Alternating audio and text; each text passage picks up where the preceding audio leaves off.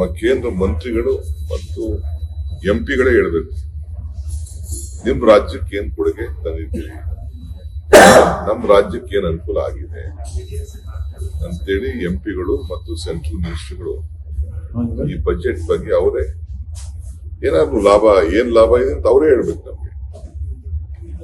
ನಾನು ಇಷ್ಟು ನಮ್ಗೆ ನಿರಾಶೆ ಉಂಟು ಮಾಡ್ತಾರೆ ಅಂತ ನಾನು ಬಯಸಿದ್ದೇನೆ. ನಮ್ಮ ರಾಜ್ಯದಿಂದ MLAಗಳಿಂದ ಆಯ್ಕೆಯಾಗಿ ಹೋಗಿ ಬಹುಶಃ ಇಷ್ಟು ನಮ್ಗೆ ನೆಗ್ಲೆಕ್ಟ್ ಮಾಡ್ತಾರೆ ಅಂತ. ನಾನು ಬೇರೆ ರಾಜ್ಯಗಳ ಬಗ್ಗೆ ನಾನು ಚರ್ಚೆ ಮಾಡೋಕೆ ಹೋಗೋದಿಲ್ಲ, ಅವಶ್ಯಕತೆ ಇಲ್ಲ. ನಮ್ಮ ಯಾವ major sector second highest tax Karnataka ರಾಜ್ಯದಿಂದ ಹೋಗ್ತಾ ಇದೆ. ಹೈಯೆಸ್ಟ್ ಟ್ಯಾಕ್ಸ್ ಹೋಗ್ಬೇಕಾದ್ರೆ ಸೆಕೆಂಡ್, ಆಮೇಲೆ ಎಕ್ಸ್ಪೋರ್ಟ್ ಅಲ್ಲಂತೂ ನಾವೇ ಇದ್ದೀವಿ, ನಮ್ಮ IT ಎಕ್ಸ್ಪೋರ್ಟ್ಸ್ ಅಲ್ಲಂತೂ ನಾವೇ ಇದ್ದೀವಿ. ನಾನು ಅಟ್ಲೀಸ್ಟ್ ಇನ್ಫ್ರಾಸ್ಟ್ರಕ್ಚರ್ ಪ್ರಾಜೆಕ್ಟ್ಗೆ ಏನಾದ್ರು ಒಂದು ನಮ್ಗೆ ಸಹಕಾರ ಕೊಡ್ತಾರೆ ಅಂತ ಹೇಳಿ ನಾನು ಮುಂಚಿತವಾಗಿ ಕೇಳಿದ್ದು, ನಾವು ರಿಕ್ವೆಸ್ಟ್ ಮಾಡಿದ್ದು, ಎಲ್ಲ ಸಂದರ್ಭ ಹೇಳಿದ್ದು. ಅನೇಕ ಸಂದರ್ಭದಲ್ಲಿ ನಮ್ಮ ಪ್ರೈಮ್ ಮಿನಿಸ್ಟರ್ಗೂ ರಿಕ್ವೆಸ್ಟ್ ಮಾಡಿದ್ವಿ, ಚೀಫ್ ಮಿನಿಸ್ಟರ್ ನಾವು ರಿಕ್ವೆಸ್ಟ್ ಮಾಡಿದ್ವಿ, ಫೈನಾನ್ಸ್ ಮಿನಿಸ್ಟರ್ ಮಾಡಿದ್ವಿ. ಬಟ್ ಈಗೇನು ಎಲೆಕ್ಷನ್ ಹತ್ರ ಇಲ್ಲ ಅಂತ ತಿಳ್ಕೊಂಡು ಏನು ಯಾವ್ದು ಅನೌನ್ಸ್ಮೆಂಟ್ ಅಂತೂ ಮಾಡಿದ್ದಾರೆ. ನಮ್ಗಂತೂ ಕರ್ನಾಟಕಕ್ಕೆ ಎಲ್ಲ ತರದಲ್ಲೂ ಅನ್ಯಾಯ ಆಗಿದೆ. I have not yet gone through the full details of the budget, but anyhow what I have seen in the electronic media when the budget was presented in Lok Sabha, she has taken several good points to give benefit to various sectors, including the middle class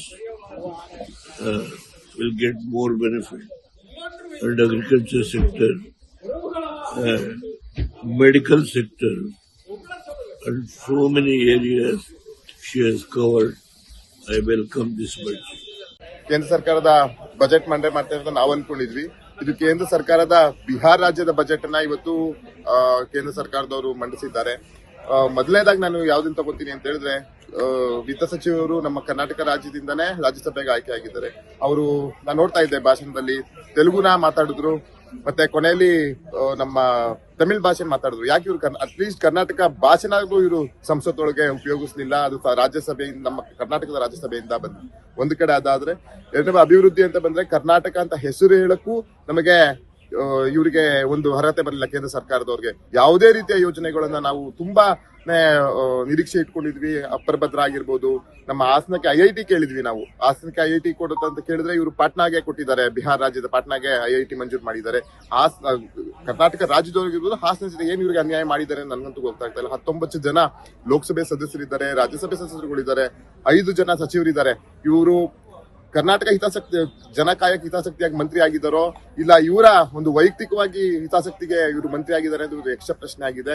ಮುಂದಿನ ದಿನಗಳಲ್ಲಿ ಕರ್ನಾಟಕ ರಾಜ್ಯ ಜನ ಇದನ್ನ ಸೂಕ್ಷ್ಮವಾಗಿ ಗಮನಿಸ್ತಾ ಇದ್ದಾರೆ. ನಾವಂತೂ ಎಷ್ಟೋ ರೀತಿಯ ಏನದು ಆಶ್ವಾಸನೆಗಳನ್ನ ಭರವಸೆ ಇಟ್ಕೊಂಡಿದ್ವಿ ನಾವು ಕೇಂದ್ರ ಸರ್ಕಾರದ ಮೇಲೆ, ಇವ್ರು ಏನೇನು ಈ ಸಲ ನಮ್ಗೆ ಕೊಡ್ಬೋದು ಅನ್ನೋದು. ಯಾವುದೇ ರೀತಿಯದಾಗಿಲ್ಲ. ಮಲತಾಯಿ ಧೋರಣೆ ಮಾಡಿದ ಇದು ಅಕ್ಷರಶಃ ಏನು ನಿಜವಾದಂತಹ ಒಂದು ಏನಂತ ಎಕ್ಸಾಂಪಲ್ ಆಗ್ತಿದೆ ಇದು ಇವ್ರು ಮಾಡ್ತಿರೋಂಥದ್ದು ಕೇಂದ್ರ ಸರ್ಕಾರದವರು. ನಾವು ಇದಕ್ಕೆ ಖಂಡಿತವಾಗಿಯೂ ಖಂಡಿಸ್ತೀವಿ.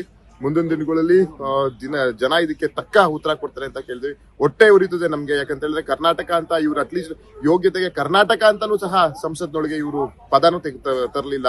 ಅದರಲ್ಲೇ ಗೊತ್ತಾಗ್ತದೆ ಇವರ ಮಲತಾಯಿ ಧೋರಣೆ. ಇದನ್ನ ನಾವು ಖಂಡಿಸಿ ಕರ್ನಾಟಕ ಘನ ಸರ್ಕಾರದ ಮುಖ್ಯಮಂತ್ರಿಗಳು, ಉಪಮುಖ್ಯಮಂತ್ರಿಗಳ ನೇತೃತ್ವದಲ್ಲಿ ಮತ್ತೆ ಒಂದು ಹೋರಾಟಕ್ಕೆ ನಾವು ಸಜ್ಜು ಮಾಡುವಂತ ಕೆಲಸವನ್ನ ನಾವು ಮಾಡ್ಬೇಕಾಗ್ತದೆ. ಹಾಸನಕ್ಕಂತೂ ಅಕ್ಷರಶಃ ಅನ್ಯಾಯ ಆಗಿದೆ. ಹಾಸನದಲ್ಲಿ ಯಾವುದೇ ರೀತಿಯ ಹೊಸದಾದಂತಹ ಒಂದು ಕೈಗಾರಿಕೆ ತರಲಿಲ್ಲ ಇವರು. ನಾವು ಯಾವ್ದು ಹೊಸ ನ್ಯಾಷನಲ್ ಹೈವೇಸ್ ನ ರಿಕ್ವೆಸ್ಟ್ ಮಾಡಿದ್ವಿ, ಮತ್ತೆ ಹೊಸ ನಾವು ರೈಲ್ವೆ ಯೋಜನೆಗಳನ್ನ ರಿಕ್ವೆಸ್ಟ್ ಮಾಡಿದ್ವಿ. ಯಾವುದಕ್ಕೂ ಸಹ ಇವರು ನಯಾ ಪೈಸಾ ದುಡ್ಡು ಕೊಡದೆ ಅಕ್ಷರಶಃ ಹಾಸನಕ್ಕಾಗಿರ್ಬೋದು, ಕರ್ನಾಟಕಕ್ಕಾಗಿರ್ಬೋದು ಮಲತಾಯಿ ಧೋರಣೆಯನ್ನ ಮಾಡಿದ್ದಾರೆ. ಹಾಸನ ಜನಕ್ಕೆ ನಾನು ಮಾಧ್ಯಮ ಮುಖಾಂತರ ಪ್ರಶ್ನೆ ಮಾಡ್ತೀನಿ, ಹಾಸನ ಜನತೆಗೆ ಇವರು ಅನ್ಯಾಯ ಮಾಡಿದಾದ್ರು ಏನು?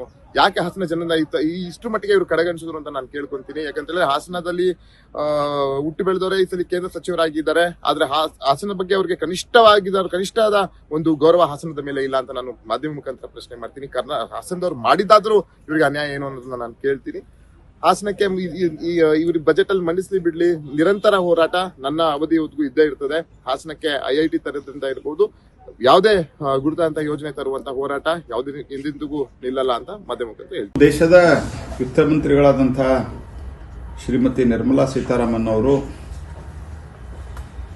ತಮ್ಮ 8ನೇ ಐತಿಹಾಸಿಕ ಬಜೆಟ್ ಅನ್ನು ಮಂಡಿಸಿದ್ದಾರೆ. ಸತತವಾಗಿ 8 ಬಜೆಟ್ಗಳನ್ನು ಮಂಡಿಸಿದಂಥ ಪ್ರಥಮ ದೇಶದ ವಿತ್ತ ಮಂತ್ರಿಗಳವರು, ಹಣಕಾಸು ಸಚಿವರು. ಇವತ್ತು ಬಹಳ ಮುಖ್ಯವಾಗಿ ದೇಶದ ಬಡವರು, ಮಧ್ಯಮ ವರ್ಗದವರು, ರೈತರು ಮತ್ತು ಸಣ್ಣ ಉದ್ದಿಮೆದಾರರು, ಅದರ ಜೊತೆಯಲ್ಲಿ ಹಿಂದುಳಿದ ವರ್ಗದವರು ಅರ್ಥಾತ್ SC ST ಎಲ್ಲ ವರ್ಗದ ಜನರಿಗೆ ಒಂದು ಬಹುದೊಡ್ಡ ಇನ್ಕ್ಲೂಸಿವ್, ಎಲ್ಲರನ್ನೂ ಒಳಗೊಂಡಂಥ ಒಂದು ಬಜೆಟನ್ನು ಶ್ರೀಮತಿ ನಿರ್ಮಲಾ ಸೀತಾರಾಮನ್ ಅವರು ಮಂಡಿಸಿದ್ದಾರೆ. 12 ಲಕ್ಷ ಇನ್ಕಮ್ ಇರುವಂಥವರಿಗೆ ವರ್ಷಕ್ಕೆ ಸಂಪೂರ್ಣವಾಗಿ ಇನ್ಕಮ್ ಟ್ಯಾಕ್ಸ್ನಿಂದ ವಿನಾಯಿತಿ ಕೊಟ್ಟಿರುವಂಥದ್ದು ಮತ್ತು ಅದರ ಜೊತೆಗೆ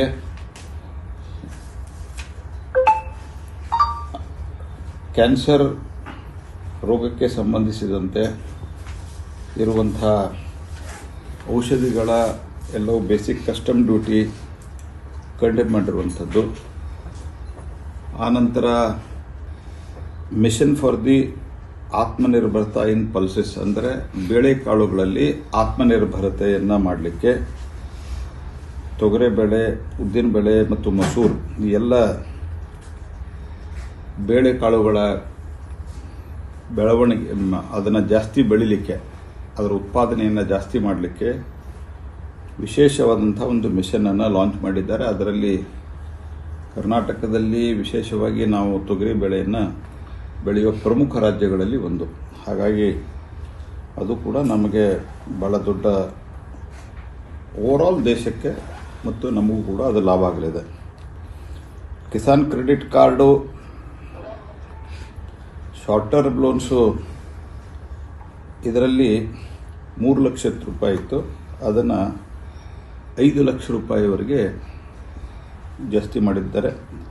ಮಂಡಿಸಿರೋವಂಥದ್ದಕ್ಕೆ ಸನ್ಮಾನ್ಯ ಮೋದಿಯವರಿಗೆ ನಾನು ಅಭಿನಂದನೆಯನ್ನು ಸಲ್ಲಿಸ್ತಾ ಇದ್ದೀನಿ. ನಿರಂತರವಾಗಿ ಕಂಟಿನ್ಯೂಯಸ್ 8 ಬಡ್ಜೆಟನ್ನು ಮಂಡಿಸಿರ್ತಕ್ಕಂಥದ್ದು, ಈ ಸಾಧನೆ ಮಾಡಿರ್ತಕ್ಕಂಥ ಮೊದಲ ಮಹಿಳೆ ನಿರ್ಮಲಾ ಸೀತಾರಾಮನ್ ಅವರು.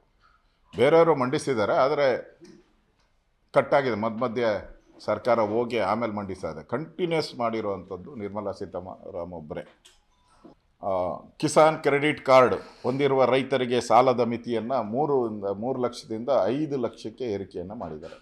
ಅಂದರೆ ರೈತರ ಪರವಾಗಿ ಮೋದಿಯವರು ಇದ್ದಾರೆ ಅನ್ನೋದು ಸ್ಪಷ್ಟವಾಗಿ ಗೊತ್ತಾಗ್ತೈತೆ. PM ಧನ್ ಯೋಜನೆ ಅದು ಕೂಡ ಇವತ್ತು ಸಾಲ ಸೌಲಭ್ಯ ಅದನ್ನು ಕೂಡ ಹೆಚ್ಚಿಸುವಂಥ ಕೆಲಸವನ್ನು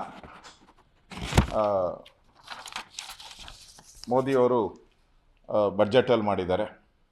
ಕೈಗಾರಿಕೆಗಳಿಗೆ ಸ್ಟಾರ್ಟಪ್ಸ್ 10 ಕೋಟಿ ರೂಪಾಯಿಂದ 20 ಕೋಟಿವರೆಗೆ ಬಡ್ಡಿ, ಕಡಿಮೆ ಬಡ್ಡಿದಲ್ಲಿ, ಅಂದರೆ 10 ಕೋಟಿ ಕೊಡ್ತಾಯಿದ್ರು, ಈಗ 20 ಕೋಟಿಗೆ ಏರಿಕೆ ಮಾಡಿ ಕಡಿಮೆ ಬಡ್ಡಿ ದರದಲ್ಲಿ ಸಾಲ ಕೊಡ್ತಾ ಇದ್ದಾರೆ. ಅಂದರೆ ಸ್ಟಾರ್ಟಪ್ಸ್ಗಳಿಗೆ ಭಾಳ ಸಹಾಯ ಆಗ್ತೈತೆ. ಮೇಕ್ ಇನ್ ಇಂಡಿಯಾ ಯೋಜನೆಯಲ್ಲಿ ಮೈಕ್ರೋ ಕಂಪನಿಗಳಿಗೆ 5 ಲಕ್ಷವರೆಗೂ ಕ್ರೆಡಿಟ್ ಕಾರ್ಡ್ ಇತ್ತು, ಈಗ ಇದರಿಂದ 22 ಲಕ್ಷ ಉದ್ಯಮಿಗಳಿಗೆ ಅನುಕೂಲ ಆಗ್ತೈತೆ. ಇಡೀ ದೇಶದ ಸಮಗ್ರತೆಯನ್ನು ದೃಷ್ಟಿಯಲ್ಲಿ ಇಟ್ಕೊಂಡು ಮಾಡಿದಂಥ ಅತ್ಯುತ್ತಮ ಬಜೆಟ್ ಇದು. ಮೊದಲನೇದಾಗಿ ರೈತರಿಗೆ ಕಿಸಾನ್ ಕ್ರೆಡಿಟ್ ಕಾರ್ಡ್ಗಳಿಗೆ ಸುಮಾರು 3 ಲಕ್ಷ ರೂಪಾಯಿ ಇದ್ದಂಥ ಮಿತಿಯನ್ನು 5 ಲಕ್ಷ ರೂಪಾಯಿಗಳಿಗೆ ಹೆಚ್ಚು ಮಾಡಿರುವಂಥದ್ದು ಮತ್ತು ಯುವಜನತೆಯನ್ನು ಕೃಷಿ ಕ್ಷೇತ್ರಕ್ಕೆ ಆಕರ್ಷಣೆ ಮಾಡುವಂಥ ಹಿನ್ನೆಲೆಯಲ್ಲಿ ಯಾವ ಜಿಲ್ಲೆಯಲ್ಲಿ ಉತ್ಪಾದನೆ ಕಡಿಮೆ ಇದೆ ಆ ಜಿಲ್ಲೆಗಳನ್ನು ಗುರಿಯಾಗಿಟ್ಟುಕೊಂಡು ಸುಮಾರು 100 ಜಿಲ್ಲೆಗಳಿಗೆ ಧನಧಾನ್ ಯೋಜನೆಯನ್ನು ಜಾರಿಗೆ ತರುವಂಥದ್ದು. ಅದರ ಜೊತೆಗೆ ಇವತ್ತು 12 ಲಕ್ಷದವರೆಗೆ ಇನ್ಕಮ್ ಟ್ಯಾಕ್ಸ್ ಮಿತಿಯನ್ನು ಹೆಚ್ಚು ಮಾಡಿರುವಂಥದ್ದು. 7 ಲಕ್ಷದಿಂದ 12 ಲಕ್ಷಗೆ ಒಮ್ಮೆಗೆ ಅದು ಬಂಪರ್ ಕೊಡುಗೆ ಮಧ್ಯಮ ವರ್ಗದವರಿಗೆ. ಅದೇ ರೀತಿ ಹಲವಾರು ಯೋಜನೆಗಳನ್ನು ಇವತ್ತು 68 ಲಕ್ಷ ಬೀದಿ ಬದಿ ವ್ಯಾಪಾರಿಗಳಿಗೆ ಇವತ್ತು PM ಸ್ವನಿಧಿ ಯೋಜನೆಯನ್ನ ವಿಸ್ತರಣೆ ಮಾಡಿರುವಂಥದ್ದು. ಇವತ್ತು ಕರ್ನಾಟಕದಲ್ಲಿ ಬಹುತೇಕ ಎಲ್ಲೆಲ್ಲಿ ನ್ಯೂ ಲೈನ್ಗಳು ಬರ್ತಾ ಇದೆ, ಈಗೆಲ್ಲಕ್ಕೂ ಕೂಡ ದುಡ್ಡನ್ನು ಬಿಟ್ಟಿದ್ದಾರೆ. ಯಾವ್ಯಾವುದೋ ವರ್ಷಗಳಿಂದ ನಿಂತಿತ್ತೋ ಎಲ್ಲವನ್ನು ಕೂಡ ಮಾಡೋದ್ರ ಜೊತೆಯಲ್ಲಿ ನನಗನ್ನಿಸ್ತದೆ ನಾವು ನಿರೀಕ್ಷೆಯೂ ಕೂಡ ಮಾಡಿದಷ್ಟು ಹಣವನ್ನು ಬಿಡುಗಡೆ ಮಾಡಿದ್ದಾರೆ. ನಮ್ಮ ಉದ್ದೇಶ ಇಷ್ಟೇ, ಇನ್ನು ಒಂದು ವರ್ಷದಲ್ಲಿ ಹೋದ ವರ್ಷದ 7,559 ಈ ಸಾರಿನ 7,564 ಕೋಟಿ ರೂಪಾಯಿಗಳನ್ನು ವಿನಿಯೋಗ ಮಾಡಿ ನಮ್ಮಲ್ಲಿ ಸುಮಾರು ವರ್ಷಗಳಿಂದ ನೆನೆಗುದಿಗೆ ಬಿದ್ದಂಥ ಯೋಜನೆಗಳನ್ನು ಪೂರ್ತಿ ಮಾಡ್ತಕ್ಕಂಥದ್ದಕ್ಕೆ ಪ್ರಾಮಾಣಿಕವಾದ ಪ್ರಯತ್ನ ಮಾಡೋದಕ್ಕೆ ಈ ಬಡ್ಜೆಟ್ಟು ನಮಗೆ ಒಂದು ದಿಕ್ಸೂಚಿಯಾಗಿದೆ. ರಾಷ್ಟ್ರದ ಪ್ರಧಾನಮಂತ್ರಿಗಳಿಗೆ, ರಾಷ್ಟ್ರದ ವಿತ್ತ ಸಚಿವರಿಗೆ, ರೈಲ್ವೆ ಮಂತ್ರಿಗಳಾದ ಸನ್ಮಾನ್ಯ ಅಶ್ವಿನಿ ವೈಷ್ಣವ್ ಅವರಿಗೆ, ನಮ್ಮ ಮಂತ್ರಿಗಳಾದ ಜಲಶಕ್ತಿಯ ಮಂತ್ರಿಗಳಾದ ಸನ್ಮಾನ್ಯ CR ಪಾಟೀಲ್ ಅವರಿಗೆ ನಾನು ನನ್ನ ವೈಯಕ್ತಿಕವಾಗಿ ಕರ್ನಾಟಕದ ಜನತೆ ಪರವಾಗಿ ಧನ್ಯವಾದಗಳನ್ನ ಸಮರ್ಪಣೆ ಮಾಡ್ತೀನಿ. ಕೇಂದ್ರ ಸರ್ಕಾರದಲ್ಲಿ ಭಾರತೀಯ ಜನತಾ ಪಾರ್ಟಿ 2ನೇ ಬಾರಿ ಅಧಿಕಾರಕ್ಕೆ ಬಂದ ನಂತರ ವಿತ್ತ ಸಚಿವರು ಇದು ಪೂರ್ಣ ಪ್ರಮಾಣದ 2ನೇ ಬಜೆಟ್ ಅನ್ನು ಇವತ್ತು ಮಂಡಿಸ್ತಾ ಇದ್ದಾರೆ.